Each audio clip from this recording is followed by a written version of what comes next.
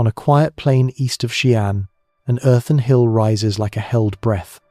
It looks simple from the road, no carved gate, no shining stone, just a low pyramid of soil, grass, and time. Yet beneath that mound is a city for the dead, avenues and courts, storerooms and stables, an emperor's palace mirrored underground. For more than 2,000 years, the central chamber has remained sealed. No scholar's lamp has brushed its walls. No camera has broken its dark. People ask why. The answers, even the careful ones, are unnerving. Ancient texts describe rivers inside the tomb that do not carry water, but liquid metal. Modern tests around the mound have picked up unusual traces that make those old lines harder to dismiss. Conservators, meanwhile, learned a painful lesson right next door. When the Terracotta Army first stepped into air after 2 millennia, their bright paints curled, cracked, and vanished in minutes. If a painted soldier could fade in a breath, what would a sudden gust do to silk, lacquer, paper, or the star-studded ceiling of a buried palace? There is also the matter of defences. The first emperor ruled by order, standard, and steel. It would not be unlike him to leave devices that discourage trespass. Whether those mechanisms still wait is unknown. What is known is this: you only open a royal chamber once. If you misjudge, if oxygen, microbes, moisture, or mercury vapor rushes in the past does not get a second chance. Tonight, we will walk softly around that threshold. We will meet the boy king who welded warring states into one, the ruler who tried to master even the afterlife, and the artisans who built a kingdom beneath the ground. We will follow farmers to a shattered well in 1974, watch an army rise from clay, and weigh the ethics of patience against the risks of time. By the end, you may feel as many archaeologists do that leaving a door closed can be an act of care, not fear. If calm, careful journeys through the ancient world help you rest, you're welcome to stay with us, follow along, and we'll keep the light low. Before the first emperor was a legend, he was a child who learned to sleep through the drumbeat of marching feet. China in the 3rd century before our era was a patchwork of powers, 7 great states, and many lesser ones, each with its own coins, dialects, and ambitions. Borders slid like sandbars in a restless river. Forts rose and fell. Messengers rode hard through mountain passes carrying orders that could empty a village by morning. For generations, this was simply the weather of life. Campaigning seasons, levies, alliances made at dusk and broken by dawn. It is called the Warring States period now. But for those inside it, there was no tidy name, only the long work of surviving. In the western reaches stood Qin, a state people along the central plains sometimes mocked as frontier and flinty. Too hard-edged, too austere. But Qin had advantages baked into its bones: good horse country, iron, and a bureaucracy that prized clear lines and steady grain. Reforms had come earlier, laws set plainly, ranks earned by merit on the field, taxes counted by weight and measure rather than favour. Roads were straightened, canals tied farm to market, and officers were told, again and again, that rewards would be real and punishment certain. It was not a romantic vision, it was a practical one. In a world where chance tilted tables, Qin tried to nail the table to the floor. Into this world, a boy named Yingzheng was born, somewhere between court and uncertainty, in 259 BCE. He became king at 13, when most children elsewhere might still be apprenticed to a craft or learning to hold a quill steady. Regents and ministers gathered around him like scaffolding. They signed edicts in his name and led armies under his seal while he grew taller and watched closely. It is easy, centuries later, to imagine him as inevitable, a straight road to an imperial title. But the road was not straight. It only looks that way from far away. There were ghosts at court rumours, rivalries, whispering hands on the levers. To stay king was an effort. To become emperor would take something colder and clearer than pride. He learned to trust systems more than moods. When he took power in his own right, he moved with the patience of a builder laying foundation blocks. One by one, the neighbouring states became campaigns with names and dates. Zhao fell, then Yan, then Wei, and Chu, and Han, and Qi, the sequence that students memorize today as a triumphal drumroll was, in its hour, a chain of hard marches, sieges, and calculations. Qin armor was standardized, their weapons cast from precise molds, their supply lines tied to the new road system like veins to a heart. Officers advanced by the numbers carved into tallies, not by old family trees. By 221 BCE, the drums quieted. There were no more rival kings to answer. Ying Zheng took a new name, one no human had claimed before. Qin Shi Huang, the first August emperor of Qin. Names matter. King belonged to many. First emperor tried to set the clock to 0. He did not only want to win, he wanted to fix the victory in place, so that even time would have to walk around it. He began with the visible things that touch every hand. Coins that once came in different shapes, knife money, spade money, were replaced by a round coin with a square hole, stamped so that a farmer in the south and a merchant in the north would weigh value the same way. Measures were recalibrated. A pound in the mountains would be a pound at the sea. Cart axles were set to the same width, so wheels would fall into the same ruts on the great roads, speeding armies and commerce alike. The writing system, with its regional scripts like so many branching reeds, was trimmed and trained into a standard form so that laws posted in one province could be read plainly in another. It was as if he took a dozen clocks and set their hands to the same hour. He also restitched the map. Feudal fiefs, with lords who could dream their own dreams, were replaced by commanderies and counties run by appointed officials who owed their standing not to ancestry, but to the centre. Power, once flung like seed to the wind, was gathered and stored. In the north, fragments of older frontier walls were joined and reinforced to make long defensive lines against raids from steppe riders. Garrisons were planted like deep-rooted trees. Inside the borders, canals and causeways connected river to river, field to market, town to capital, so that grain and bronze and news could move with a steadier pulse. From a distance, this can sound merely tidy, like organizing a shelf, but to the people who lived through it, it meant fewer arguments at the scale, fewer hands on your shoulder at a checkpoint, fewer ways to be tripped by a local rule you had no way to know. It meant that a craftsman's measure in the east matched the measure he had learned in the west, that a scribe who travelled could still read the law. The costs were real taxes, conscription, labour, and the state could be harsh. Yet you can almost hear the relief in the records when a merchant acknowledges that at last the weights agree. And beneath all of this, under the improvements, the orders, the neat columns of characters ran a quieter project that began the moment the boy put on the crown. At 13, a mound was chosen near Mount Li. Work crews were assigned, the first stones were stacked. While Qin Shi Huang bent the surface of the country to a shared shape, he commissioned a mirror beneath it, an underground capital, a city for an afterlife where law and ritual would continue without interruption. He was, by temperament and by lesson, a planner. The tomb would be the most meticulous plan of all. People have wondered whether this fierce will to standardize the living world was also a way of answering a question he could not otherwise control. In a realm of rules, death does not obey. Perhaps the emperor tried to write an ordinance it would recognize. Perhaps the mound at Mount Li, grown layer by patient layer over decades, was his attempt to convince the future that his order could extend into silence. What we know is that, as his armies finished their work and the maps were redrawn with a single border, the afterlife city grew more complex. Outer walls, inner walls, administrative quarters, storerooms, stables, parks, even an imperial avenue, all the familiar organs of rule, translated into the language of clay and bronze and packed earth.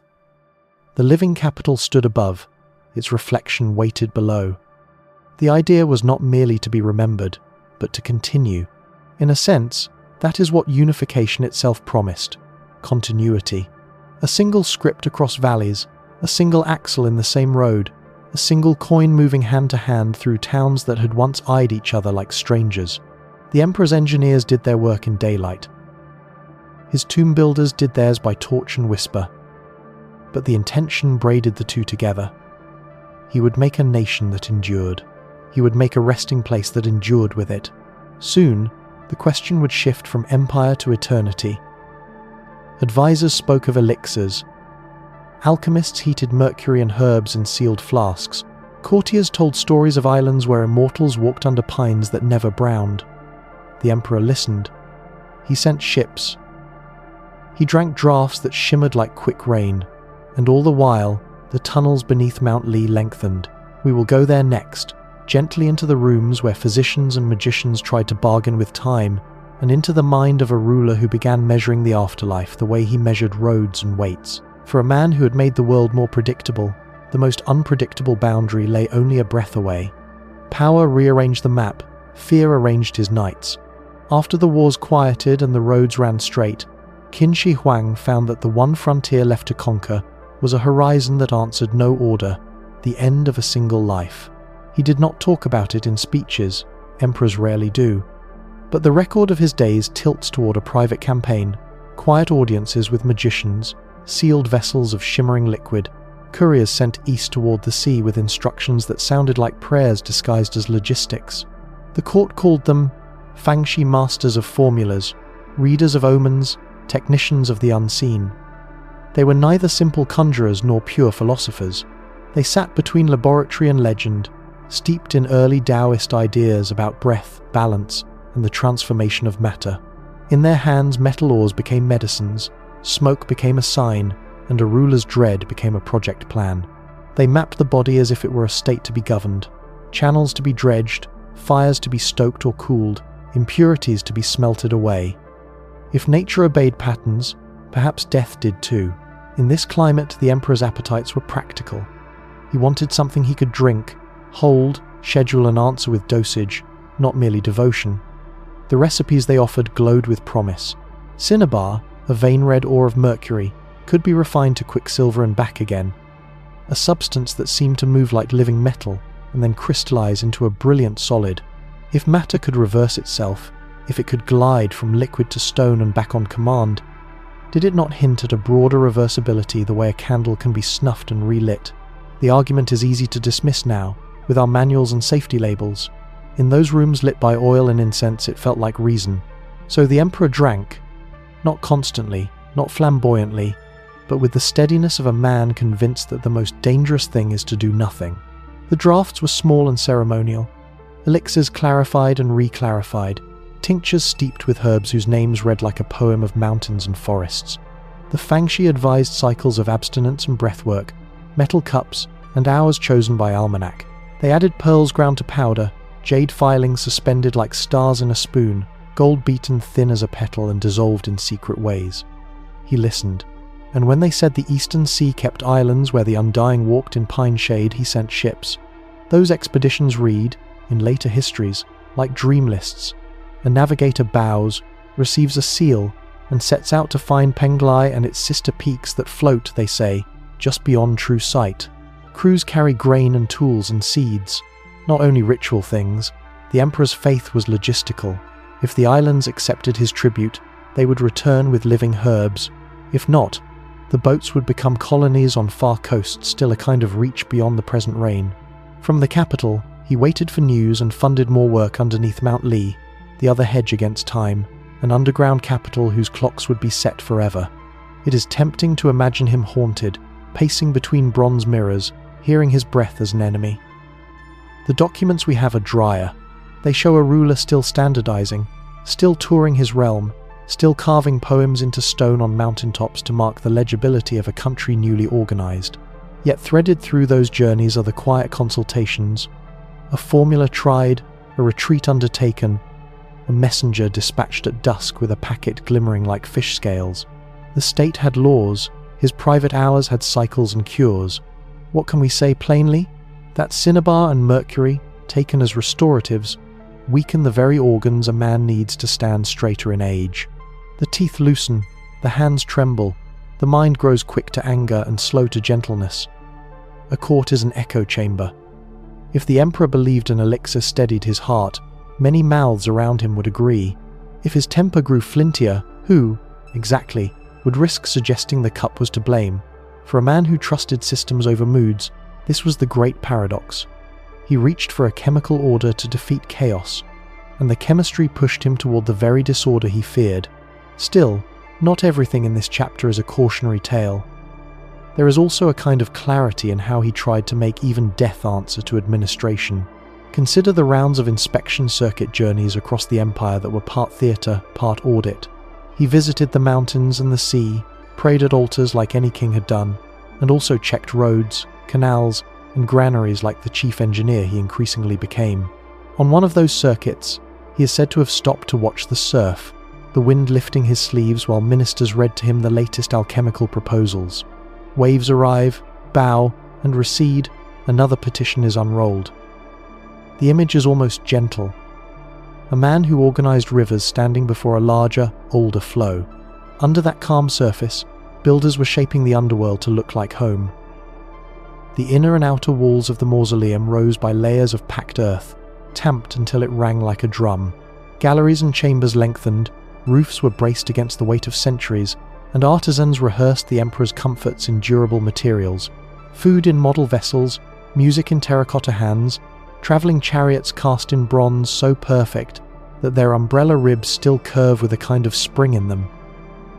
If the elixir worked, the city below would be a monument. If it did not, it would be a residence. There is tenderness in some of the choices. A park laid out with birds and bronze kingfishers, cranes suggest that someone, perhaps not the emperor but someone in his circle, wished him mornings of quiet flight even after the last morning passed. The layouts quote the living capital, offices placed as they were above, courtyards aligned to cardinal directions, an avenue where mounted escorts could form up for a procession that would never ride. When people say he tried to control everything, the tone is often hard. Here, the impulse feels almost human. To make the next world resemble the patterns you learn to move through in this one. And always, the merchants of hope kept their place at the edge of the throne.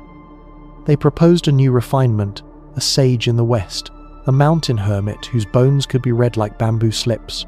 The emperor, who employed auditors to count sacks of millet and standardize axle widths, applied the same habit to these claims. Send a horse, take a gift, test the draft, watch the pulse. In a sense, he was not trying to bend the cosmos so much as to measure it, to find the ratio by which a man could trade error for duration. It is centuries too late to tell him that the exchange rate is fixed. Yet the man who pursued these remedies is more than a caution. He is also the architect of a way of thinking, that large human problems can be simplified into shared standards, that deep confusion becomes manageable when you agree on your units. That habit, turned toward roads and weights and writing, holds a country together. Turn toward the dusk we all meet. It leads into a maze of gleaming files. He walked both paths at once. By the end of his reign, the boats he sent to the mythic east had not returned with living proof. The elixirs had not untied the knot. But the city under Mount Li was almost ready to receive a sovereign who, to the very last, preferred plans to riddles. When we step down into those corridors in our minds, it is not to mock him, but to understand how a life dedicated to order tried to arrange the one thing that never keeps accounts. Next, we will leave the laboratory and the wind off the sea for the echoing halls below ground. The mirrored capital, where governance became geometry, and where every room, every wall, tried to lengthen a single name beyond breath. Beneath the quiet hill, the plan is not a maze but a map. It is the kind of plan a statesman would admire, axial, deliberate, answering the compass points the way a soldier answers a drum. The mausoleum is often spoken of as a tomb, but tomb is too small a word. What took shape under Mount Li is a negative of the living capital. A city pressed into earth, its spaces inverted, its authority folded inward like a hand. Start with the walls. Above ground, Qin's cities declared themselves with ramparts of tamped earth, layers pressed and hammered until they rang when struck. Underground, the engineers followed the same logic. They created an outer enclosure for the necropolis, a broad perimeter that says, even in silence, here is jurisdiction. Here is the line where the emperor's rule resumes beyond breath. Inside it, an inner city tightens the circle around the core. 2 rings, one wide and one close, like a heartbeat and a pulse, define territory for the dead the way administrative borders define it for the living. Within those lines, the arrangement is familiar if you have walked a Chinese capital of that age in your mind. The main way runs true, secondary avenues branch at right angles, courtyards open like held notes between halls and storerooms. The burial way, say, tomb, but think palace apartment, sits on the principal axis, the noble line that governs where gates and processional spaces belong. Offices cluster where they should, the administrative quarter laid out like its counterpart above, as if the emperor intended to rise each morning in the afterlife to the same docket of petitions he faced in life. There are kitchens and granaries, not as working institutions but as symbols of provision. There are stables and chariot sheds to suggest motion, even if the only journeys to be taken are ceremonial and still. The designers did not simply carve chambers, they plotted districts. One corner is devoted to entertainment theatres of clay, where acrobats bend and musicians lift their hands forever to instruments whose sounds must be imagined. Another sector holds animals, real and rendered, because a sovereign is not properly attended without horses and the steady presence of creatures he once loved to watch. The parklands are perhaps the most human touch, an imperial garden recreated in miniature, streams channeled, islands suggested, bronze birds poised at the edges of low pools so they can regard their reflections for as long as the earth remains. Everything answers scale without becoming grandiose for its own sake. In life, palaces use height and breadth to make a point about awe. Underground, the point shifts. These rooms had to resist the crush of centuries. Their roofs were braced like the ribs of a ship turned upside down. Pillars and beams, often in wood now long gone to its elements, were set where the static forces demanded, then mirrored with stronger substitutes in clay and brick. The effect would have been soothing rather than overwhelming. Measured spans, good proportions, the right distance for a conversation, the correct width for an escort to form two lines, the sort of planning that turns space into order and order into reassurance. The spatial rhetoric extends to direction. The strongest defences and the densest arrays of guardians stand to the east, the quarter from which the old rival states once threatened. It is as if the emperor, cautious even in sleep, kept his face turned toward former battlefields. To the south and west, where mountains and trusted provinces lay in memory, the symbolism softens. The north, with its cold winds and steppe riders, receives due attention. Vigilance is a habit, and habits outlive their reasons. Water worried the builders as much as enemies did. Around and under the complex runs a discrete anatomy of drains, channels and barriers, the careful plumbing of a city that cannot afford a single, unexpected pool in the wrong place. The hill itself is not simply a pile but a managed landscape, shaped to shed rain down and away, the way a good roof knows to send weather to the eaves. Where groundwater threatened to rise, they tamped and sealed, laid layers that would resist capillary creep, and built dams beneath the surface to redirect the invisible movement of wetness through soil. It is hard to feel the drama in drainage, but archaeologists see in these choices the same mind that standardized axles and measures. If you want a promise to last, you measure what can be measured and coax the rest to behave. Ventilation is subtler. No one in that age could build a climate control system as we mean it now, but they understood breath in structures, how air finds its own paths, how heat gathers. Some galleries are set with sloping approaches that ease both traffic and the natural rise of warmer air. Some ceilings arch not only for strength but for the way a curve guides currents along it. A sealed chamber cannot be made refreshingly cool, but it can be made less eager to condense moisture on its own surfaces, less prone to the quiet rot that time encourages. In these decisions, the builders were conservationists in practice, if not in name.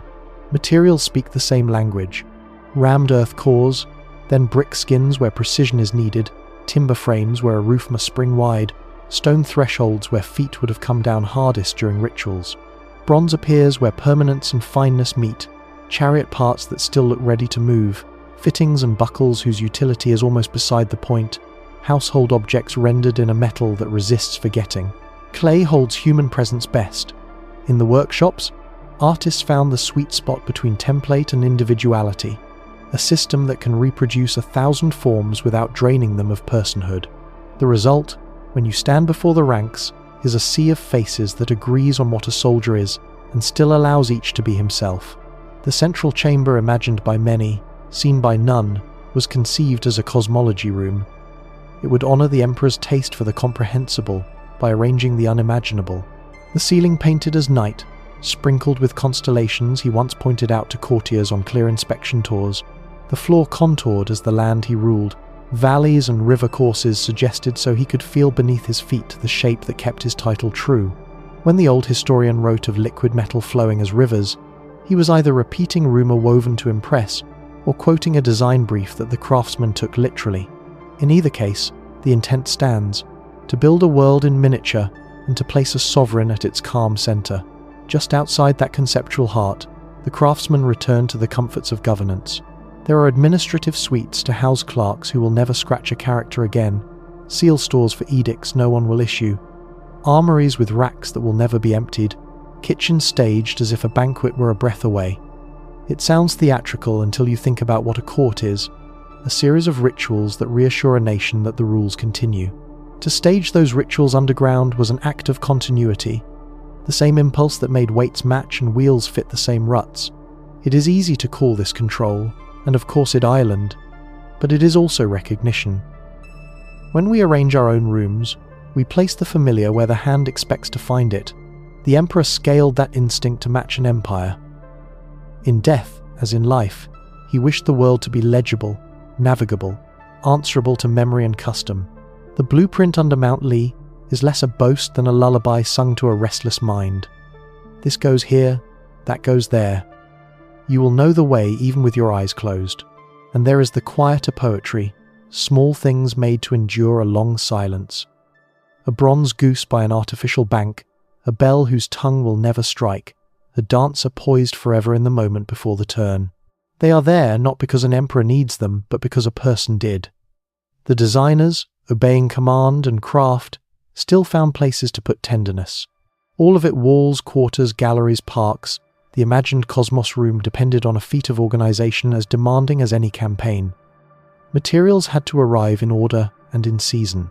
Laborers had to be lodged, fed, rotated, relieved. Masters from every craft had to teach dozens of hands to make hundreds of near-identical parts that still slip together cleanly. In the next chapter, the drawing will become building, the tampers rising and falling in unison, the kilns glowing like low suns, the casting pits breathing heat as bronze takes on the curves of reins and chariot wheels. Plans are faith, construction is proof. For now, it is enough to stand in the mind's doorway of the underground city and feel how calm the geometry island. The emperor who set clocks to the same hour designed this place to keep time differently. It is not a fortress against forgetting, but a structure that assumes remembering will be done slowly, and maybe not by us. We will walk among the builders next the hundreds of thousands named in chronicles with a gesture rather than a number, whose patient days turned a drawing into an earthbound sky. At first light, the plain around Mount Li worked like a living diagram. Couriers trotted between foremen with bamboo tallies. Ox carts creaked under shuttering boards and tampers. A thin dust rose and settled. At quarries and riverbanks, crews measured stone and clay into loads that could be tracked from origin to ramp. Steadily, rammed earth hangtu was the mausoleum's grammar. Carpenters planted wooden forms, labourers poured prepared soil in thin lifts, then a line of tampers rose and fell together until the layer rang like a struck drum. Too sandy and the wall would slump, too clay-rich and it would crack, so soil masters mixed by feel and memory. When the frames moved, walls stood in tight striations, time packed into ridges. Below the visible work ran the plumbing of survival. Ditchers cut drains to carry stormwater from the mound. Masons lined channels with brick. Crews laid hard-pan barriers to slow groundwater. Surveyors sun-browned, exact checked grade with chords and water levels. The hill was sculpted as a roof. Every contour asked rain to leave politely. Fire wrote the next chapter. At the edges of the plain, kilns smouldered day and night, tended by masters who read heat like script. Clay was levigated and kneaded, then tempered so it would dry without warping. Workshops divided labour without killing individuality. One team formed torsos, another coiled legs, another pressed hands from modular moulds. Face artists carved until cheekbones and brows felt inhabited. When kiln doors swung open, a dull glow rolled out, and the new figures breathed their first dry heat. Apprentices sponged seams, masters tapped joints for hollows, pallets slid forward in a slow procession. Nearby, bowiers tested the spring of laminated staves, while carpenters readied shafts and grips. The sight was not a single craft rehearsed loudly, but an orchestra holding a low note. Bronze supplied the bright precision. Kinsmiths favoured piece-mould casting. Clay moulds built in sections around a model, fired, reassembled, and filled with metal that captured crisp edges. Crossbow triggers small, interlocking, dependable, demanded tolerances that feel modern. Chariot fittings, rein rings, buckles, umbrella ribs, parts emerged like leaves from a measured tree. Then came lacquer and colour. Workers tapped the sap of lacquer trees, dangerous on skin, miraculous in use, and brushed on thin layers that cured to a tough, lustrous skin. Lacquer sealed wood, leather, and some terracotta details. It also made a ground for paint. Pigments were minerals named like places: cinnabar red, azurite blue, malachite green, orpiment yellow, carbon black, bone white. None of this would hold without supplies. Grain had to arrive in season. Tools wore out on a predictable schedule. Lamps needed oil, workers needed salt.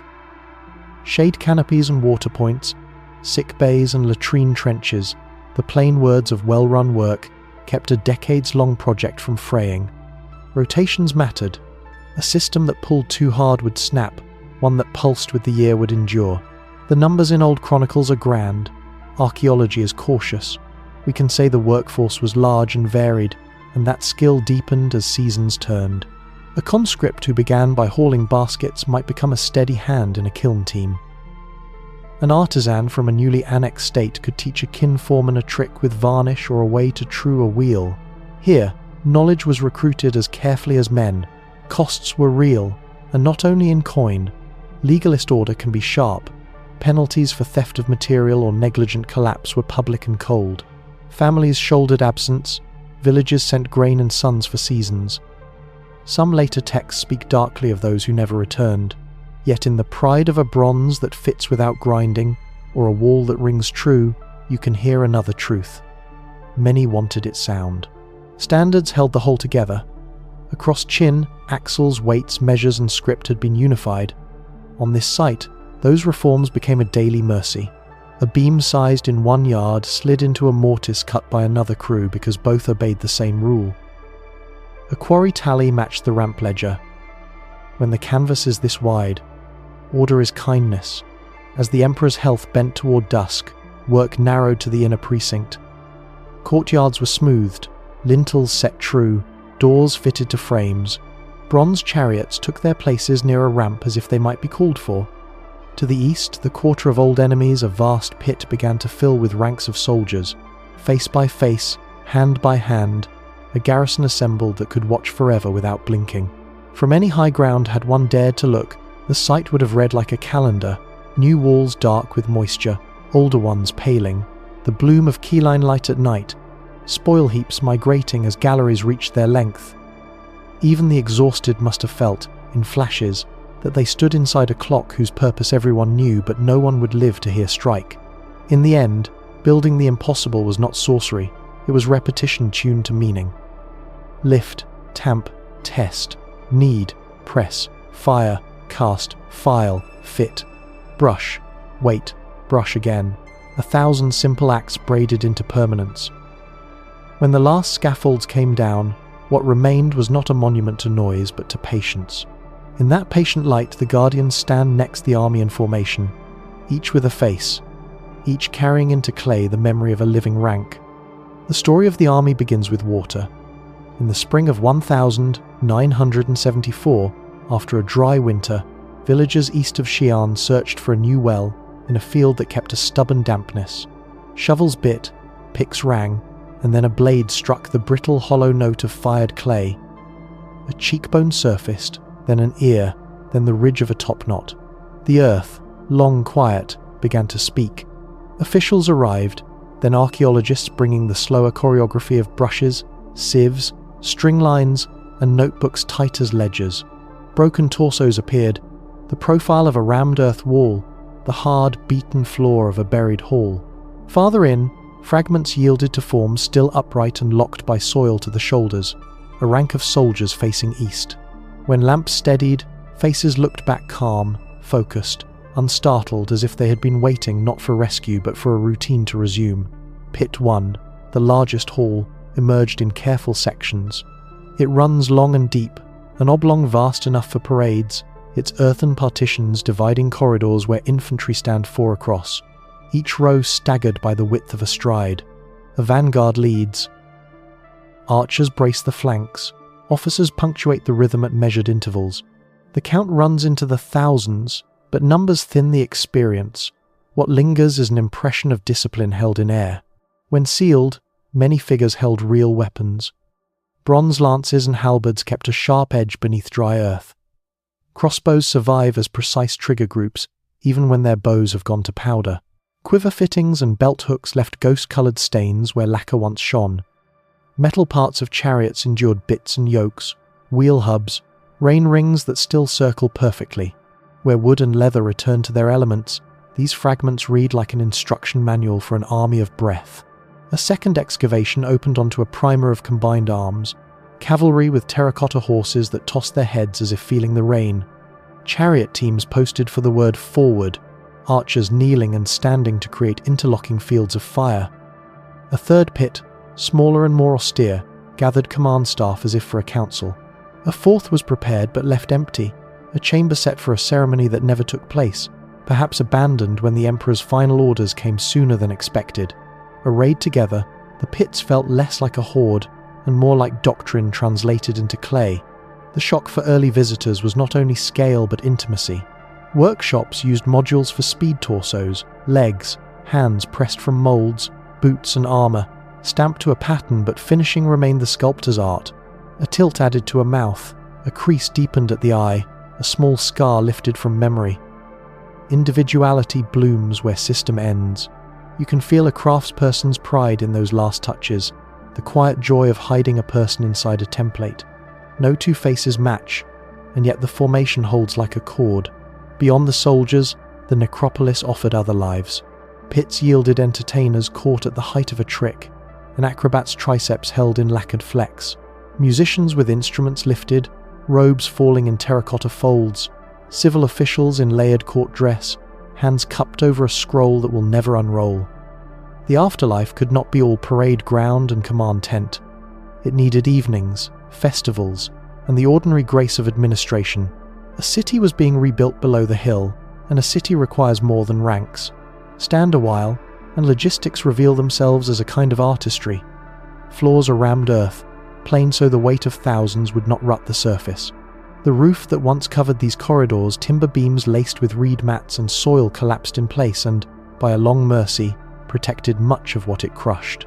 Spacing is exact, enough width for a man to stand and another to pass, enough distance that a standard can be seen down an aisle, enough rhythm that the eye understands order before the mind names it. Even breakage teaches. Where figures fell, they braced the others behind, preserving faces that would otherwise have shattered. Look closely at posture and rank reads without a caption. Some clasp their hands high, others rest them low. Heads may be bare or capped. Stances are wide and rooted or narrow and quick. A rider's heel lifts as if a horse has just shifted beneath him. Armor plates sit where they would chafe if misfitted. Ties and seams grip the right way. These details are not decoration. They are knowledge transferred from living drill yards to clay, the muscle memory of a nation translated into durable form. Stories grew around the discovery. Villagers spoke of the farmer whose name the world learned, of a well that became a museum, of school children meeting deep time from a catwalk. The field reports were plainer.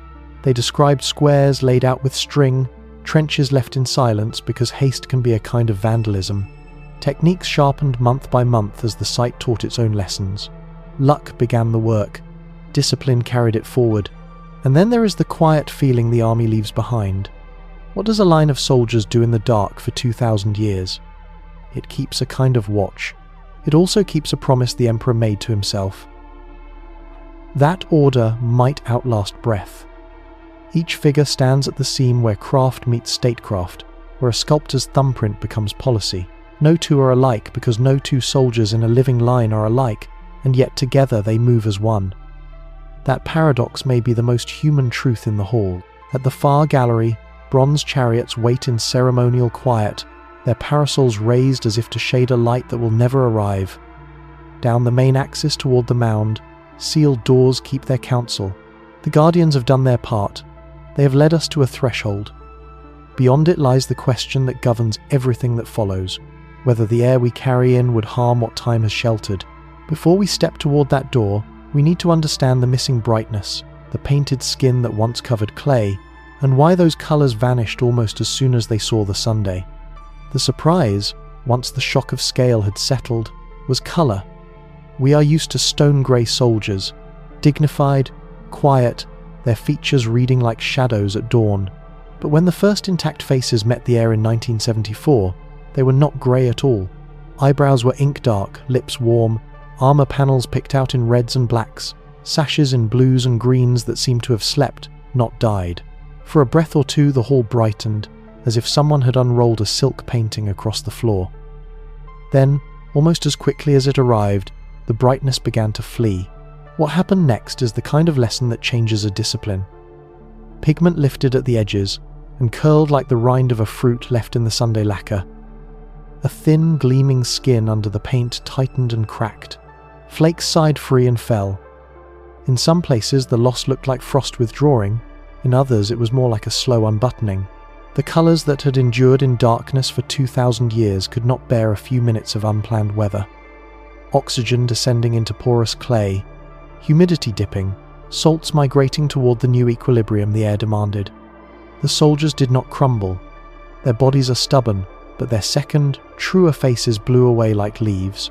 If you tilt a broken piece in the light, you can read the layers like a biography.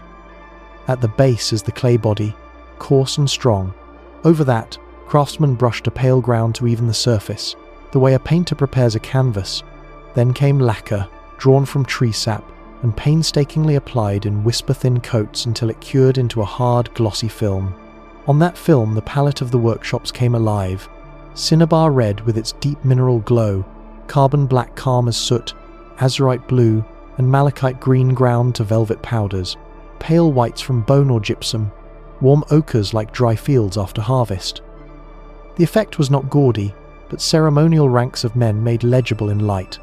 In the first seasons of excavation, no one fully understood that exposing those layers without a plan was itself an intervention.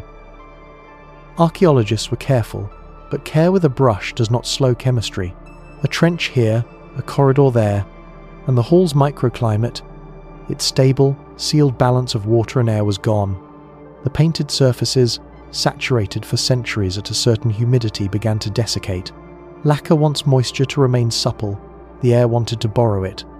Pigment, bound to a skin now tightening, had nowhere to go but outward. There is no malice in physics, there is only behavior. So the pace changed. Crews that had been trained to lift and reveal taught themselves how to pause and preserve. When a patch of colour appeared, work around it slowed until conservators could set up a tented microclimate plastic sheeting, humidifiers, monitors that clicked and blinked like small polite animals. Consolidants were tested in tiny increments, breathed through pipettes into the hairline between paint and lacquer. The goal was not to freeze time, which cannot be done, but to give time new rules, to persuade those layers to accept the air they now lived in without panic. Some fragments kept their brightness. Others kept enough to teach us what once was. With better preparation came better choices. Excavation shifted from heroic reveals to surgical campaigns. Sections left buried were not failures but promises, rooms deferred until the next method could meet them at the door with gentler hands. Storage became as important as display. A face brought out whole might be allowed to rest for months in a controlled cabinet so it could learn the language of modern air. Field labs rose alongside pits, quiet as clinics, where a jawline or a sleeve panel could be coaxed into stability, with patience and tools that looked more like a dentist's than a digger's. The lesson reached beyond the soldiers. Everywhere in the necropolis, colour and delicate surfaces were now treated as living things with needs. Musical instruments modelled in clay retained traces of lacquer and paint that would vanish if rushed. Entertainers' robes carried faint patterns, invisible until light raked them from the side. Even the bronze chariots, durable to the eye, bear coatings and inlays that prefer calm air to crowds. The museum that grew up around the pits learned to be a breathing partner to its treasures, not a mere window. Visitors see the ranks. Behind the scenes, meters and charts trace the slow dance of humidity, temperature, and time. This is why, when people ask why the central chamber remains sealed, conservators often answer with a memory rather than a theory. They remember the day the pink of a lip winked out, the evening a perfect eyebrow became a smudge by morning, the small, precise grief of losing what you have only just learned to see. The main tomb is not a single object, it is a climate, a society of materials arranged in a fragile truce. If you breach that truce with ordinary air, you do not simply open a room. You introduce a weather front. The winds that follow carry away more than dust. There were technical ripples too. The chemistry of ancient lacquer, its proteins and fats, its curing pathways became a study in itself, because to keep paint you must keep the thing paint holds to. Soluble salts in the clay body needed mapping. Some attract water, some push it away, and both tug at surfaces in opposite directions. Engineers built models of diffusion across layered materials so that conservators could predict where stress would collect when a wall saw daylight. The work began to sound like medicine: prognosis, regimen, stabilization, follow-up. The patient was color, and yet, when a figure emerges with its polychromy still clinging an archer with a blue sash, a general with a red-brown cuff, the effect is not clinical at all. The hall seems to brighten from within, as if someone remembered to light a lantern that had been left hanging for a long, long night. You can imagine the parade these men once suggested to minds that believed in processions for the dead. Drums low, tassels stirring, armor catching dawn. What remains in memory for many who have walked those aisles is not the tragedy of loss, but the ethics that rose from it. Archaeology learned, here, that patience can be a form of courage. The decision to excavate less, or later, can be an act of respect for both the makers and the materials. When we say that the tomb of the first emperor stays closed because we cannot yet promise to do no harm, we are not hiding from history. We are refusing to turn it into confetti. Soon we will step from color to text, from what the eye saw in 1974 to what a historian, writing a century after the burial, said lay at the mound's heart. His words have shaped imaginations for 2 millennia. Rivers that are not water, stars that are not sky, defenses that are not merely symbolic. Whether his account is blueprint, boast, or both, it is the map most readers carry into the dark. We will read it now, gently, and ask what it meant to those who built the room he describes. Long before a farmer's shovel found a terracotta cheek, a court historian wrote a map no one had yet seen. Sima Qian, working a century after the first emperor's death, gathered rumors, court memos, builders' whispers, and the moral weather of his own age into a single chapter of the Shiji, the records of the grand historian. In its calm lines, the sealed hill becomes a cosmos in miniature.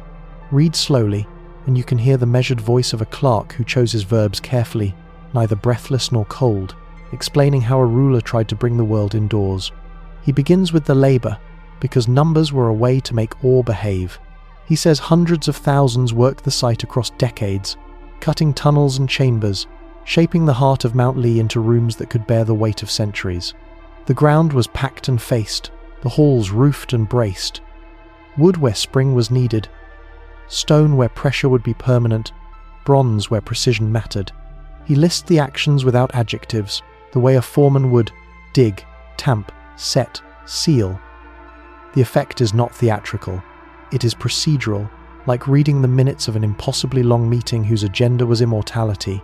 Then he describes interiors that sound at first like poetry, but reveal themselves as engineering. The floor of the central chamber, he writes, was contoured to the land. The emperor ruled valleys and ridges shaped so lightly you would know them by the way your feet rose and fell. Over that relief, channels ran in deliberate courses, not water but mercury, polished bright and set to flow by hidden means, gleaming like rivers under lantern light. It is the most famous line in the chapter, the one that fixes the tomb in popular memory as a place where metal behaves like geography. He does not argue for it. He records it, then moves on. The walls, he says, were dressed with palaces and scenic wonders miniatures, yes, but not toys. A court accustomed to dioramas and ritual stagecraft could build a credible empire in small. Mountains rose from lacquered bases, pavilions perched as if waiting for a breeze, gates opened onto courtyards that went nowhere and everywhere. The ceiling was painted with the constellations as they were known then, scattered and ordered, a canopy of stars to steady the mind the way the real sky steadies travelers on a night road.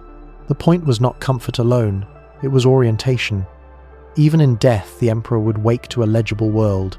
Sima Qian folds in another layer, the one that makes modern readers sit up. The room, he says, was defended, Crossbows were rigged so that anyone who broke a seal or lifted a door would loose a bolt without seeing the archer. Mechanisms were concealed in walls and lintels. Triplines lay quiet as hair. The historian does not brag on behalf of the dead king. He notes a design choice, an ethics of deterrence expressed in wood, sinew, and bronze. Qin's bureaucracy had loved systems. Here was a final system, if this then that, set to guard the one room that could not be replaced. Around these marvels, he threads the gestures of ritual that make the chapter feel human. Treasures were brought in not for showing off. No show was possible in a sealed room, but because a royal life has a grammar, and its nouns are jade and bronze, silks and edicts, seals and vessels. Trusted attendants escorted their master as far as breath allowed. Some texts say childless consorts followed him further, sealed inside. Some say craftsmen who knew the hidden routes vanished with their knowledge. Sima Qian, careful, reports the darker claims without endorsing them. In a book that often weighs deeds as lessons, he lets the reader feel both the grandeur and the cost. The tone matters. He is not writing a ghost story, though later ages would read him that way. He is writing political and moral history. The first emperor unified and standardized, punished and rewarded, built and burned. Sima Qian records both the calculus and the consequences. In that context, the tomb description does double duty. It is an inventory of a project and a judgment on the mind that commissioned it. A mind that wanted a world without drafts or accidents, a cosmos that could be trusted to answer a command. Reliability is always the question we bring to old lines. How much did Sima Qian see? What did he hear from those who had been their labourers now old? Officials who kept tallies, sons of men who hauled tampers by moonlight. He worked with sources and with a historian's discipline. He also wrote in a tradition that allowed moral emphasis.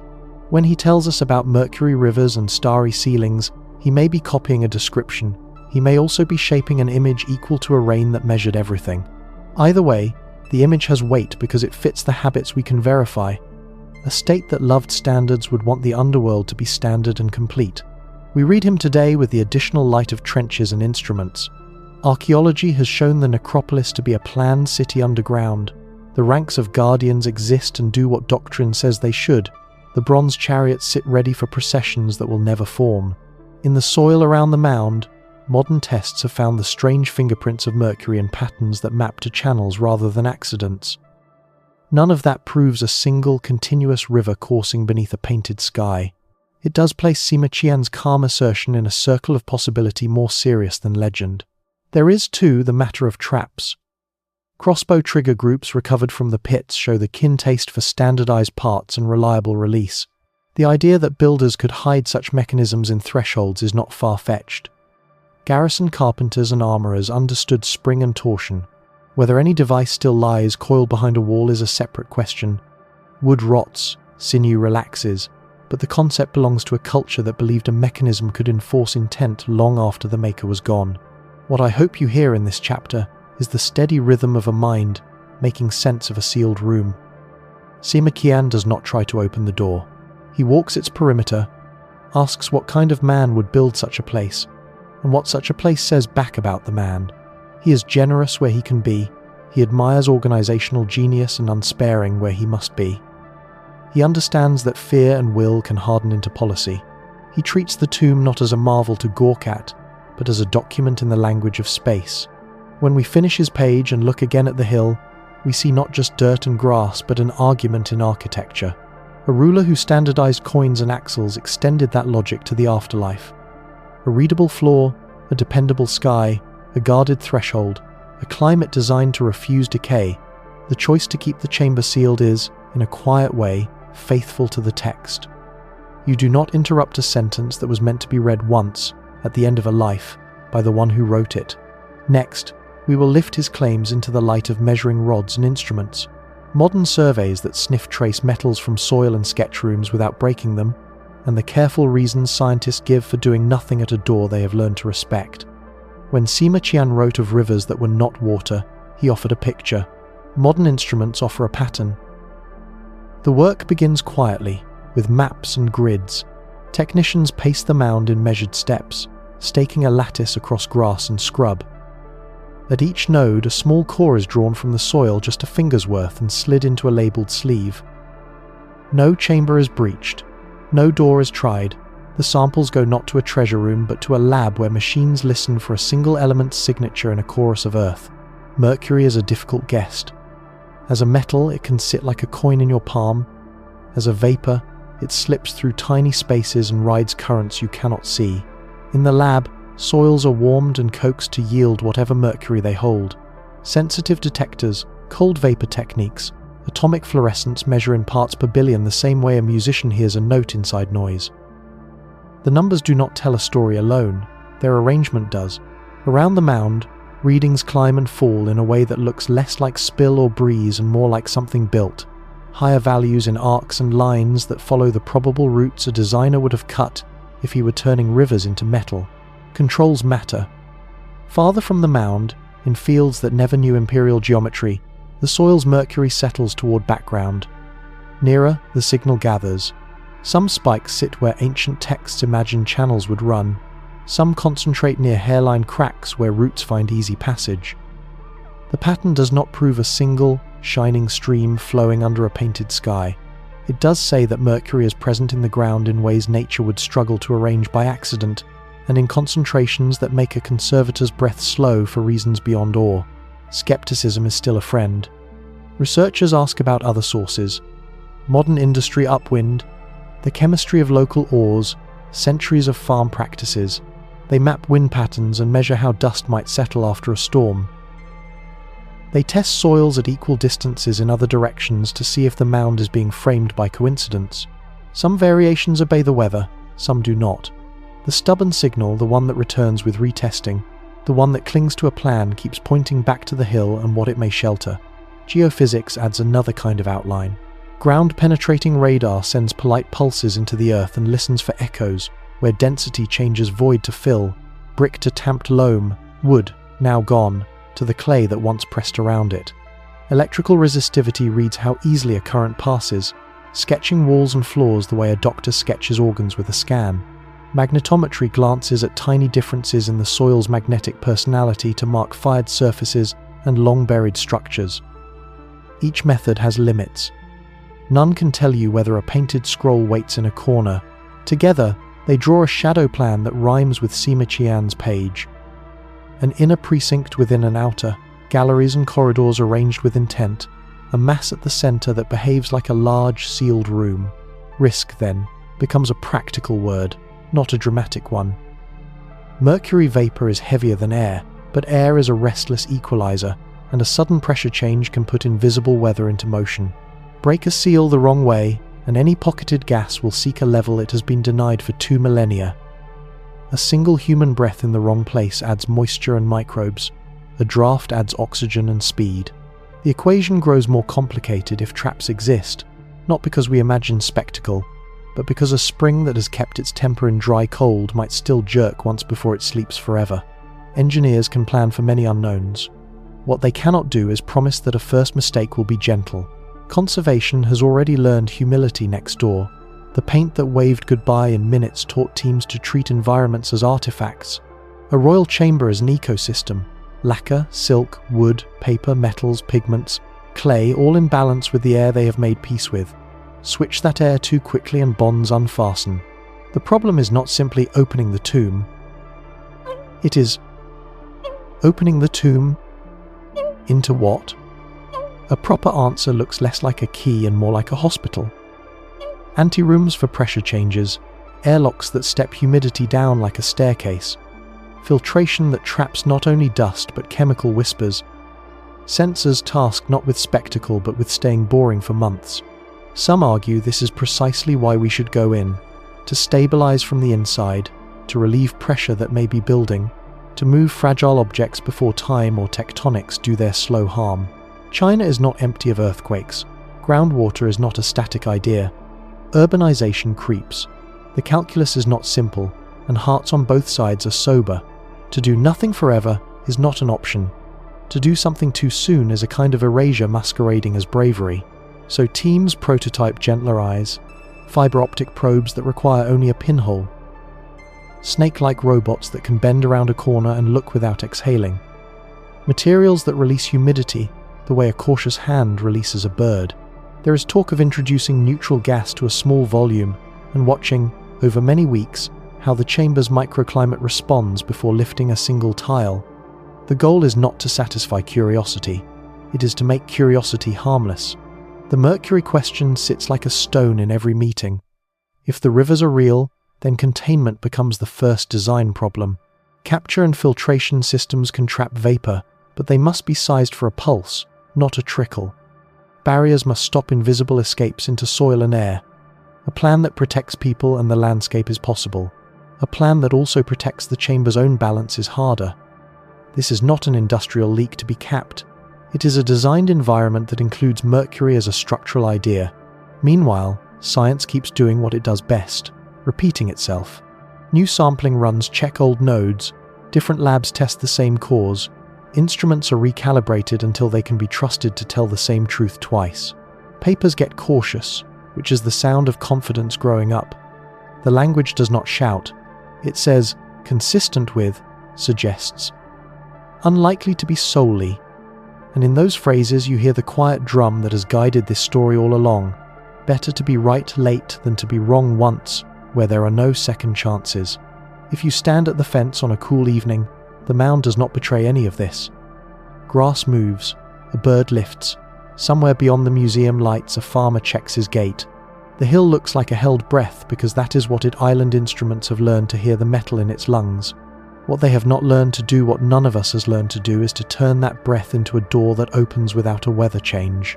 Next, we will consider the other half of Sima Qian's warning: the device is meant to punish intrusion, and what Qin engineering, as we know it from surviving parts, suggests about mechanisms that might still wait, or might simply have taught the burial to defend itself with time. The word trap invites a movie, but the Qin would have imagined a mechanism. Where later legend speaks of malice, their artisans thought in levers, triggers, and predictable forces.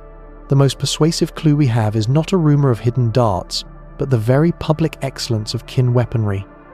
Bronze trigger groups from crossbows that still click cleanly when cleaned, standardized parts caster tolerances that allow interchange, fittings whose crisp edges look machined rather than molded by hand. If a state could mass-produce reliability in the open, it could design deterrence in the dark. Imagine a threshold inside the main mound, heavy doors set into a frame of dressed stone or very hard tamped earth. A Qin carpenter would see not only a passage but opportunities for if this then that. A bar held by a pin tied to a line led invisibly through a wall to a sprung bow or a suspended weight. None of this requires fantasies about clockwork. It requires what the Qin had in abundance: rope, wood, bronze, and the habit of thinking in sequences. Start with the crossbow logic they mastered. In the pits outside, excavators found compact bronze trigger assemblies, a housing, a sear, a catch, a release 4 or 5 interlocking pieces that translate small finger pressure into the clean fall of a bowstring. Those assemblies taught ancient armies to expect the same pull every time, the same break, the same flight. Transfer that logic to a doorway, and you get a system that does not care who enters, only that a condition has been met. The release can be hidden behind a panel, the string or torsion bound beyond sight. The archer is a device, patient as soil. Would such a thing still be dangerous? Wood bows and sinew cords hate centuries. They creep, rot, relax. But preservation is a spectrum. In sealed tombs in China's dry north, silk has survived. Lacquered wood has kept its shape, and ink still read after 2 millennia. If a mechanism sat in a chamber that remained dry, cool, and undisturbed, certain elements might hold a temper longer than we would guess. A bow limb? No. A bent bamboo spring? Unlikely. A suspended stone on a rope that slowly mineralized in place? Surprisingly possible. A drop-weight trap is crude by reputation and elegant in practice. Gravity never forgets its part. There is also the category of devices that do not need to work in the way we imagine to do harm. A pressure change can turn a sealed pocket of dust or vapor into a pulse. A loosened bar can fall. A nest of clay tiles above a lintel can slump if a prop is moved. In this view, the trap is not a clever assassin's trick. but a construction designed to punish disturbance by default. The Qin loved systems because systems enforce intent without supervision. A passive hazard is still a system. And yet, sober engineering urges restraint. Metal springs, as we know them, thin. Resilient steel leaves belong to a much later age. Bronze can flex, but it fatigues. Iron was known, but tempered spring steels were not the Qin's forte. A repeating hair-trigger dartboard worthy of a thriller is less plausible than a limited number of single-action devices, a bow drawn once and set, a weight hoisted and tied off, a plug meant to block a passage the moment it is tempted. Picture deterrence as signage in the language of matter. The first person to try this will suffer, the second will reconsider. If archaeologists ever approach that threshold, they will not send a person first. The rehearsal has been staged at other sites. Drill a hole no wider than a finger, push a fiber optic lens through. Look not for treasure but for strain cords under tension, props that should be sisters to one another, but lean at unequal angles, shadows that behave like volumes waiting to move. Micro-LiDAR can paint a tiny chamber with light and return a model fine enough to see a hairline. Acoustic tapping, performed by a robot, can read hollows in the way a doctor reads lungs. In that picture, the first tool to enter the tomb would not be a hand, but caution made mechanical. Should a tripline reveal itself a dark thread against pale dust, a taut silhouette, the next act is not to cut it but to neutralize what it holds. In the world of conservation, that word means remove the energy. If a weight hangs, carry its burden with a sling before you touch the knot.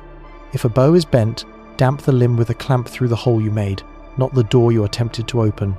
If a panel looks ready to fall outwards, fix it gently to itself with reversible adhesive pads so that any motion becomes one piece, predictable and slow. This is not daring do. It is ergonomics of the ancient kind. What of the rumors of poison? Stories travel well.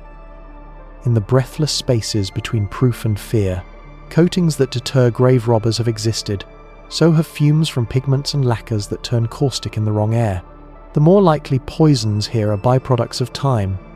Mercury vapor if channels truly exist and are breached. Mold spores released from a microclimate that kept them quiet. Gases formed by long, slow chemistry in the dark. Against these, bravery is poor equipment. The antidotes are planning, staged pressure changes, extraction systems sized for a surge rather than a trickle. And the willingness to stop the moment an instrument says stop. It helps to remember that the most consistent danger at the mausoleum has never been a bolt in the dark, but the speed of our own curiosity. Paint fled because air moved, lacquer cracked because humidity fell, surfaces failed because they were asked too quickly to be something else. In that sense, the tomb has already taught us the only trap that matters, the one in which haste offers itself as devotion. Qin engineering might still lie coiled behind a wall. The deeper lesson coils in us. The ethics that guide Chinese conservators today, protection first, minimum intervention, reversibility, aren't the bureaucratic obstacles a thriller needs. They are the practical wisdom a once-only site deserves. If a mechanism is found, neutralize.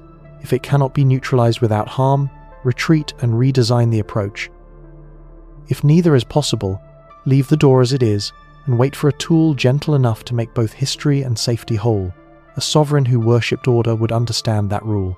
When you step back from imagined devices and look at the hill as a whole, the warning resolves into something larger than weaponry. The tomb itself is a machine, a climatic engine tuned to keep certain materials quiet. Break it, and every defense crossbows, drop weights, even rumor will seem like a small thing beside the one storm you called indoors. The care, then, is not to defeat traps but to refuse the trap of conquest. In the next chapter, we'll leave mechanisms behind and listen to the scans. What radar, resistivity, and magnetometry say about rooms we cannot touch, and how even the best instruments return. In the end, to the same answer there is a shape, there is a center, there is a limit we honor by not pushing past it yet. Before a spade turns, the ground can be persuaded to speak. Teams step off measured transects across the mound and the fields around it, laying a grid that looks, from the museum balcony, like a chessboard drawn in string. Into that grid they carry instruments whose job is not to reveal a picture, but to collect delays, distortions, and silences the physics of how signals behave when they meet what humans have buried. Later, in rooms bright with monitors, those small hesitations become lines on a screen. No chamber is opened.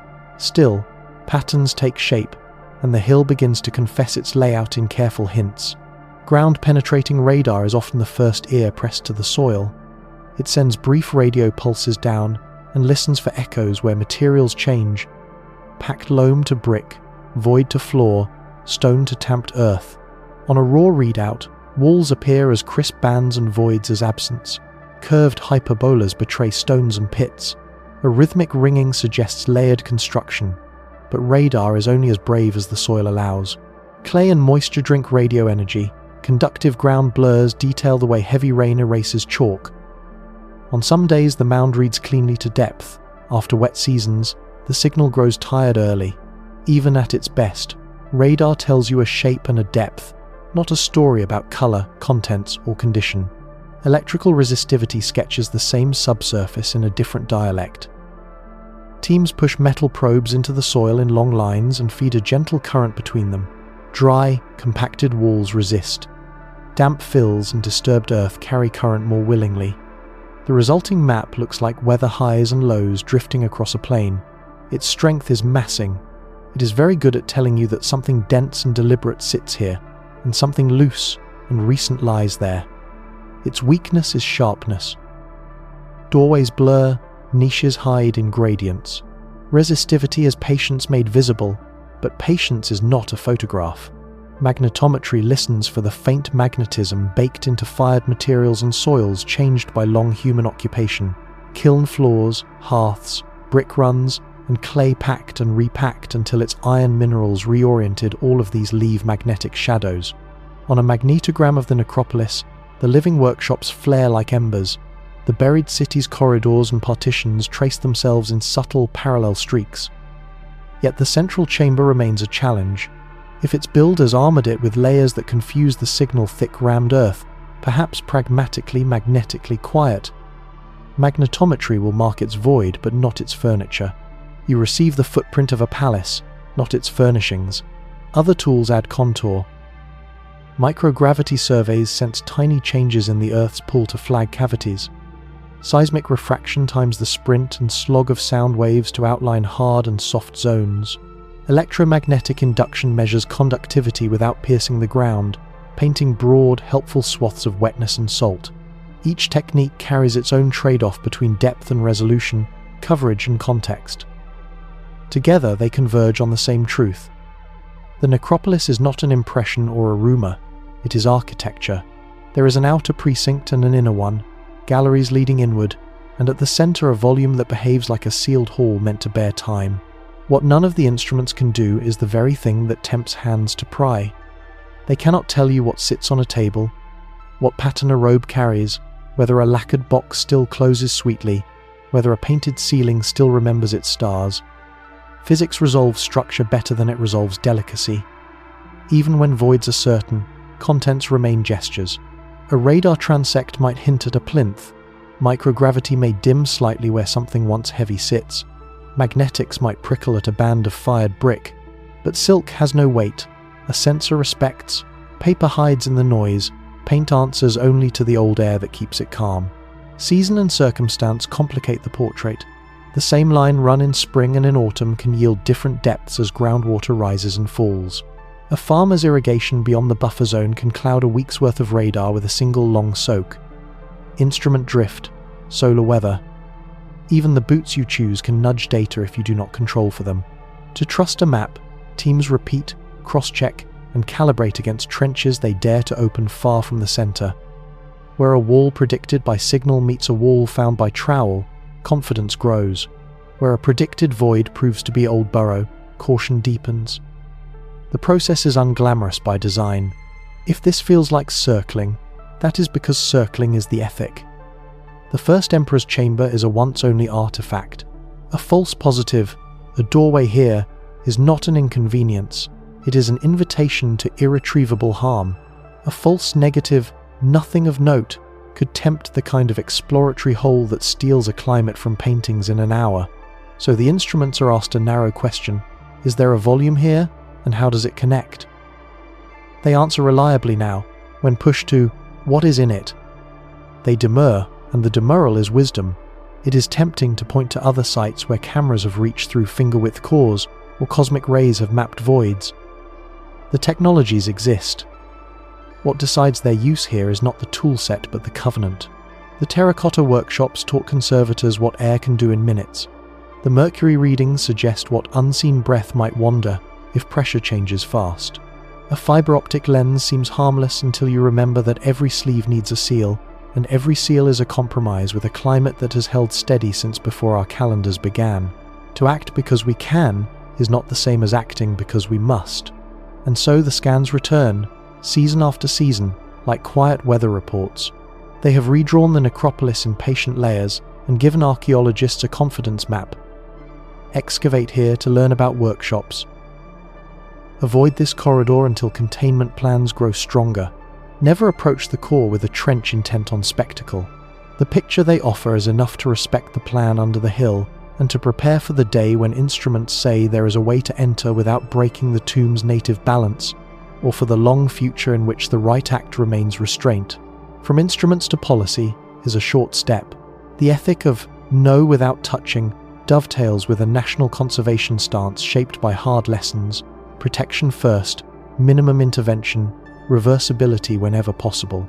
In the next part, we will listen to the reasoning behind leaving a royal chamber closed in a century that enjoys opening everything, and why many of those who stand closest to the door argue, gently, to keep the air inside exactly as at Ireland.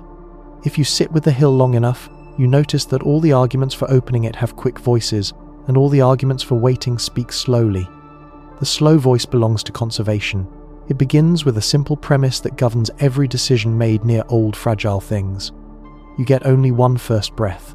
The moment a sealed room meets modern air, chemistry and biology resume their work with fresh appetite. Lacquer tightens and checks, pigments lift, silks grow brittle, breathing microbes wake. The first emperor's chamber is not a single artifact, but a climate. To change that climate, even slightly, is to rewrite a system that has held itself together for 2,000 years. China's approach follows principles that sound modest and are, for that reason, strong. Protection first, minimum intervention, reversibility. They are not slogans, they are brakes, the sort that keep a careful driver and all who travel with him alive. Protection first means that knowledge must not outrun care. If an investigation risks harming what it discovers, the investigation stops. Minimum intervention means that any step taken must be the least intrusive one that still meets a real need. Reversibility means that whatever you do today can be undone tomorrow when better tools arrive. A hole you cannot undrill, an air change you cannot unmix, a painted ceiling you cannot unflake. These sit on the far side of those lines. Policy follows practice. The Terracotta Army taught its keepers how quickly beauty can flee. In the early seasons, excavators watched pink lips blanch and blue sashes powder within minutes. That single shock became a country's caution. Museums were built to breathe with the figures.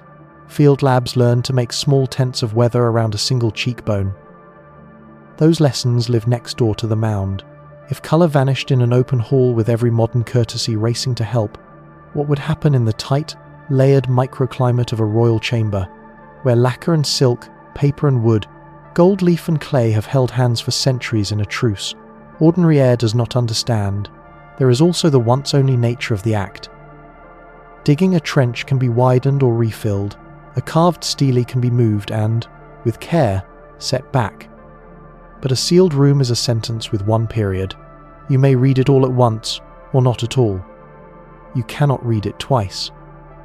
This is why the question is not simply, should we open it? But can we open it without losing what makes it worth opening? The honest answer, for now, is that no one can guarantee such a thing. Guarantees matter. A sovereign who standardized coins and axle widths would have appreciated a promise that fits like a part. Public desire adds weight, but not clarity. The tomb is famous. Visitors arrive with phones and wonder. Journalists arrive with deadlines. It is easy to imagine a ribbon-cutting day. A camera pans across a doorway, a first look becomes a broadcast, and within hours the world is looking over a scholar's shoulder. The quiet work that follows months of stabilizing surfaces, years of analyzing fragments, decades of reassembling a room's meanings cannot compete with that one bright hour. Policy exists to defend the future from a single day's appetite. Curiosity is not the enemy, it is simply impatient, nor is waiting a passive stance. It is a program. In the fields around the mound, surveys continue to refine the map of the necropolis without cutting into it. In labs, conservators test consolidants that might one day breathe into a hairline and make fugitive color stay. Engineers model pressure steps for airlocks that would introduce outside atmosphere over weeks rather than minutes. Robotics teams teach slender probes to see and to back out without exhaling. Chemists watch how mercury behaves in sealed microenvironments and how it can be trapped safely if channels exist. The work looks like stillness from the road. It is a long rehearsal for a performance that may happen once. Law helps the slow voice hold. Sites like this are protected by rules that put caution into writing. Permits require a clear conservation plan. Excavation is justified by need, not by spectacle. Ownership of results remains public and accountable. Those statutes were not written in a vacuum. They were written after frantic years in which too much was opened too roughly, after seasons when grave goods were treated like exportable curios, after floods and quakes taught everyone how quickly a century can be undone. A sealed royal chamber concentrates all those memories into one decision point. The law compels that point to be earned. Against all this patience, good faith counterarguments also sit on the table. The earth moves. Groundwater rises in wet months and drops in dry ones. Urban growth breathes down buffer zones. A careful opening, some argue, might be the best protection, allowing engineers to stabilize walls from within, manage mercury rather than leave it to wander, rescue organic materials before time and tremor take them. These are not trivial points, and they do not come from thrill seekers. They come from people who have watched earthquakes, put cracks through painted rooms and seen a tunnel fill with brown water in a night. Waiting carries risk. The choice is not between danger and safety, but between different kinds of danger at different speeds.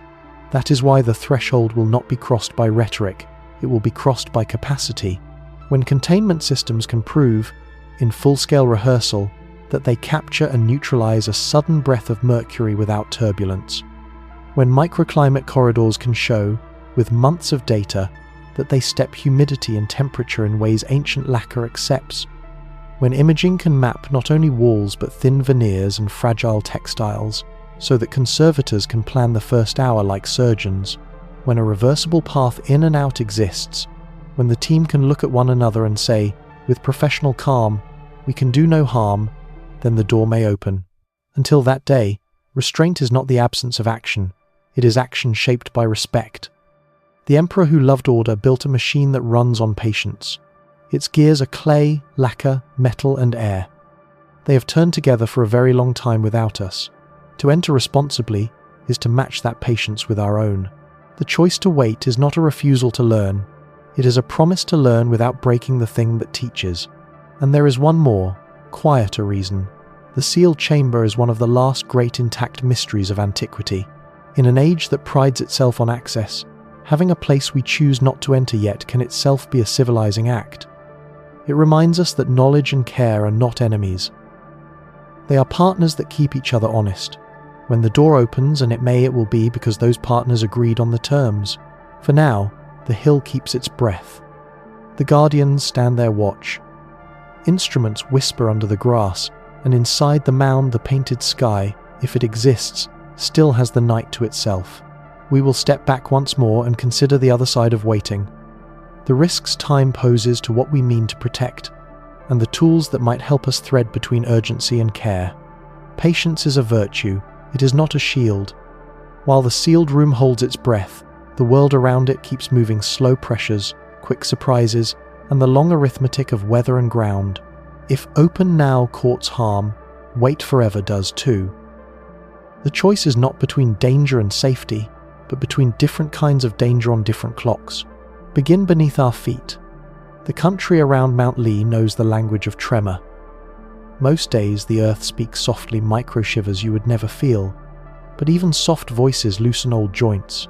Rammed earth walls are strong in their way, tough as good bread. yet they dislike repeated flex. A century of small movements can sum to a crack. A crack can become a pathway for air, water, salts, and tiny lives that did not belong inside. Waiting, in seismic country, means planning for the day the hill clears its throat more loudly than usual. Water is the next author of trouble. In wet months, groundwater rises in its hidden galleries. In dry months, it falls and leaves behind crystals that grow like frost inside pores. That cycle is a patient vandal. Salt blooms, then recedes, levering paint and lacquer from within the very fabrics we hope to preserve. Heavy rains test drainage that was designed when hills were woodier and summers cooler. A single clogged channel can turn a packed earth retaining layer into a sponge. A single perched pool can nudge a roof timber if one survives toward surrender. Above ground, surface runoff cuts new thoughts into old slopes. Below ground, capillary action thinks in years, not days. Roots write their own script. A sapling at the foot of a mound is charming. A tree is a lever. Fine roots follow hairline fissures that look, to a plant, like invitations. Decades later, those roots are cables, prying apart joints that once fit like held hands. Animals are less strategic but equally tireless. Burrowing creatures make sudden shortcuts between sealed air and weather, their tunnels collapsing into voids that were meant to remain privileges of the dead. Each tiny incursion is a door. Each door is a negotiation with moisture, spores, and time. Human pressure is more complicated.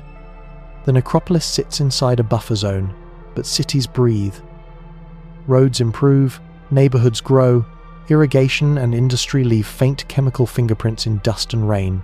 Tourism is a blessing that must be handled like glass. Crowds bring warmth and humidity.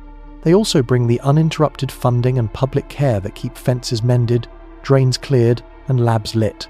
Policy must be a hinge that swings both ways. Protection so firm it can say no when spectacle knocks, and hospitality so thoughtful it never starves the very work it claims to love. Illicit digging is quieter than tourism, and far more cruel. Wherever a landscape whispers treasure, someone will eventually arrive at night with a shovel, stories, and a buyer. The best defense is not only guards and cameras, but community. Neighbors who understand that what sleeps under their fields belongs to them in the deep sense, identity, pride, livelihood, and who feel personally insulted by a hole made in darkness. Outreach is conservation by other means. Thank you for watching, and set not reasons more. From risks to responses, and here the news brightens. Waiting can be a program, not a pause. The hill can be instrumented the way a careful physician instruments a patient after a scare. Piezometers can track groundwater like a tide chart. Tilt meters and crack gauges can feel the mound's posture shift by hairs, breadths. Gas sensors can listen for mercury or other fugitives with the patience of a night watchman. Repeat ground-based scans, radar, resistivity. Magnetics can be stacked season by season into a time-lapse, revealing any new hollows or sinks before they become surprises. A digital twin of the necropolis, a living 3D model aligned to real-world sensors, lets engineers rehearse storms they hope never to see. Surface work helps underground work. Recutting drainage with modern knowledge, armoring swales with discrete stone, planting root barriers that turn trees politely aside, controlling invasive burrowers without poisoning the soil. These are unromantic tasks that pay their dividends quietly. A mound is a building by another name. Good roofs are details. Technology can narrow the risks of both waiting and opening. Robotics is learning to whisper. Think of pencil-thin endoscopes that pass through pre-existing construction gaps rather than new cores. Serpentine crawlers that carry their own clean atmosphere and exhale into filters. Micro-LiDAR that paints a chamber in light from a single pinhole and then backs out without flicking a cobweb. Think of airlocks you can mail. Modular anterooms that attach to a small reversible aperture and step humidity and temperature across days, not minutes, until the air on both sides agrees to be neighbors. Containment design is its own frontier. If mercury channels do exist, you do not open into poetry, you open into engineering. But engineering can be kind. Negative pressure capture hoods sized for surges rather than trickles. Sorbent beds that trap mercury without giving off heat. Portable walls that seal with reversible gaskets against earth and brick. Wearable sensors that veto bravado by sounding calm alarms. All of these can be tested in full-scale mock-ups built from measured soil and replicated walls. When those rehearsals are boring, no spikes, no surprises, trust grows. There is also triage that does not touch the core. Many outlying pits remain unexcavated precisely because early color losses taught restraint. Some, carefully chosen, can be opened as laboratories for tomorrow's methods, field classrooms where new consolidants, microclimate tents, and handling protocols are proven on real but less fragile contexts. Success there is the down payment on a promise to the chamber itself. Climate change adds an asterisk to every plan. More intense rainfall, longer heat waves, shifts in seasonal timing. Each asks whether drains sized for a gentler century can keep up, whether visitor halls need new lungs, whether the mound's vegetation should be managed for shade, erosion control, and fire risk together rather than as separate chores. The answer is almost always yes, and yes is not panic. It is maintenance scheduled a little earlier and done a little better. What of the argument to open sooner to save what cannot survive a quake or a flood? It deserves a serious hearing. The correct reply is not a reflexive no, but a ledger. Specific hazards, specific mitigations, specific capacities in hand. If the ledger shows a credible, reversible plan that protects people, the landscape, and the chamber's microclimate at once, and shows it not in animation but in data from rehearsals, then the slow voice may, one day, say yes. Until then, responsible waiting looks busy up close and peaceful from the road. Instruments blink under the grass, drains carry last night's rain away like a polite bow. Rangers and neighbours trade news and watch for small harms before they harden. In labs, sample blocks the size of your palm stand in controlled cabinets, while conservators test tomorrow's gentler glues and kinder vapours. Students lean over screens where a model hill breathes, ever so slightly, with the seasons, and learn the patience the site demands of them. The first Emperor's Chamber is not a riddle to be solved, but a responsibility to be kept. To keep it, we must admit that time is not neutral, and then meet time with steadier tools. In the next part, we will gather the strands legend and measurement, fear and ethics, danger in haste and danger in delay, and stand once more before the quiet mound to ask, as honestly as we can, what opening would mean and what leaving closed continues to teach. There is a moment in every night walk when the path seems to ask a question. We have come that far with the hill, past the wars and the boy who made himself a first, past the laboratories of breath and metal, down into the blueprint of an underground capital and along the corridors where tampers rang like drums. We have stood among guardians whose faces refuse to repeat, watched the last bright paint lift like mist, and read a historian whose calm sentences still shape the room we cannot see. Instruments have traced outlines. Mercury has left its patient fingerprints in soil. Engineers have imagined quiet ways to neutralize a spring or trap a vapor. Conservators have made tents of weather for a single cheekbone. Laws have learned to say no to anything that cannot be undone. We have also admitted that time is not on any side forever. The earth tilts and hums. Water rights, roots pry, people press close. So the question waits where a door would be. Do we open the chamber, or do we let it continue speaking from behind the wall? A reasonable answer begins, strangely, with gratitude. The unopened room has already given us a discipline. Without crossing its threshold, we learn to measure soils for a wandering metal, to read the subsurface as patiently as a doctor reads a scan, to treat air as an artifact and climate as a kind of scroll. The chamber taught a generation of archaeologists to treat restraint as skill, not cowardice. Its silence forced a language: protection first, minimum intervention, reversibility. Even the Terracotta Army's sudden fading, so painful to watch at first, became a curriculum that has saved colours elsewhere from vanishing as quickly. If we do open, the case must be built like a bridge, not a promise to satisfy curiosity, but a plan to keep a microclimate alive while we look. That plan begins outside the wall. Drains recut to carry away any storm the new century sends. Vegetation managed to shade and bind without pushing. Sensors beneath the grass listening for water, tilt, crackle, breath. At the threshold, airlocks that do not simply swing but stage. Humidity stepped in days, temperature eased in weeks, oxygen managed as if it were a chemical as sensitive as lacquer.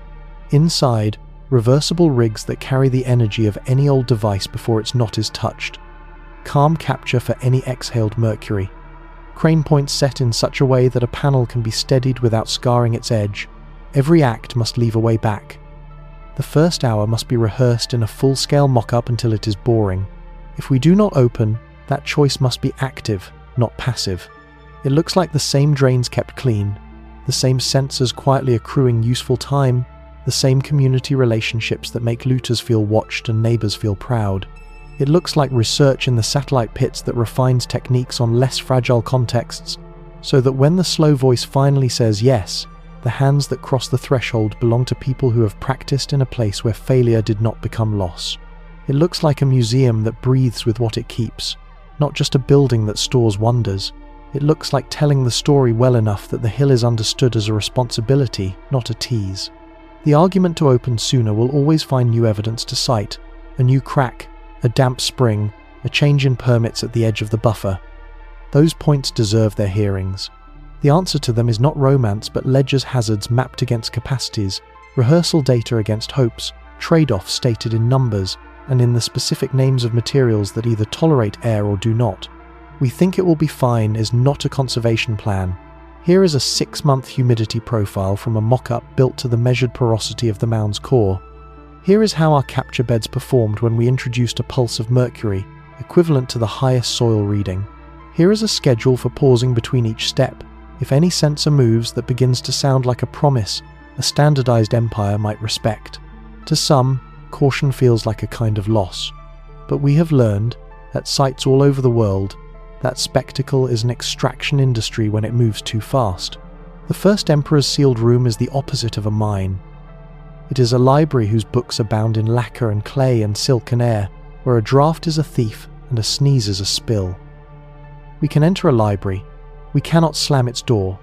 If we go in, it must be as readers who remember to breathe carefully, to turn pages with clean fingers, and to leave a note for the next reader that says what we touched and why. There is another softer reason for patience that has nothing to do with fear and everything to do with how we live with the past. The hill is one of the last places on Earth where a great coherent mystery has been allowed to remain whole. Not because we could not break it, but because we chose, for a time, to become equal to it. That choice teaches, in an age of instant access, that intimacy can coexist with boundaries, that reverence is not ignorance, that to understand the dead we sometimes have to keep faith with the conditions under which they meant to be known.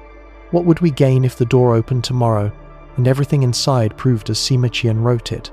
A ceiling of stars, a floor that maps rivers, channels that gleam with a dangerous metal, mechanisms that punish a clumsy hand, a court arranged with the calm geometry of a man who trusted systems more than promises. We would gain voices in new materials, quick brush strokes on lacquer, silk threads that still remember a pattern, the grain of wood under a layer of gold. We would also gain responsibilities that would last beyond our careers, to stabilize, to interpret, to choose what to share and when, to avoid turning a chamber into an exhibit before it has been read as a document. What would we gain by not opening for another decade? Better airlocks, gentler adhesives, smarter robots, real rehearsals, a public that understands why not yet is a form of care. Perhaps, too, another lesson the hill has not finished teaching. The Emperor who tried to command even the afterlife will not notice which answer we give. But we will. The way we treat a room we cannot replace will become part of our own record. A ruler once standardized coins, axles, and script so strangers could trade, travel, and read the same law. To honor that mind now may mean standardizing our own patience, agreeing, across labs and ministries and museums, to act only when we can promise not to turn knowledge into ashes at first light. If you find sleep tonight, let it be with that quiet bargain in mind. The guardians will keep their watch. The hill will keep its breath.